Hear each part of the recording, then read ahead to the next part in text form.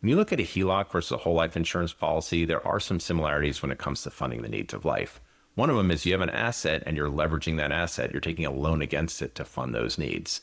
There are some positives sometimes that will pop up when it comes to a HELOC versus a whole life insurance policy. Sometimes the rate will be a little bit better. And the other thing is sometimes people have more equity in their home than they do in their whole life policy. That's especially true early on in the journey, or if somebody's had a home for a long time and they've been making payments on it for quite a while. The biggest difference in all of this, though, is that with a HELOC, you're working with a bank, so they're not guarantees.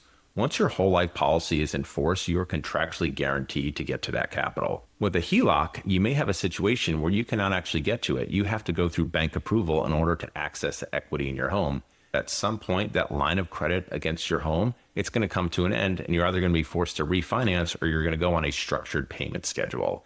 And so when we talked about this before with the whole life policy, remember, that's an unstructured loan. While the HELOC may be unstructured initially, maybe there's only interest payments, at some point that is going to turn into a structured loan, and that's very different than what we're talking about here.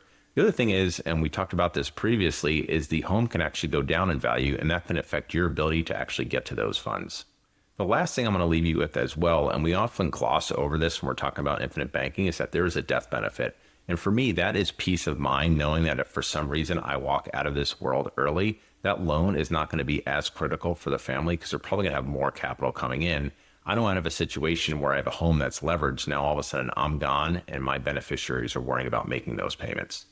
All right, if you found this valuable, please like. If you want more information like this, go and subscribe. If you're ready to take the next step, go to my Start Here page linked in both the description and the comments. In my next video, I'm going to be comparing 401ks to policy loans and which one actually gives you more control. I'll see you there.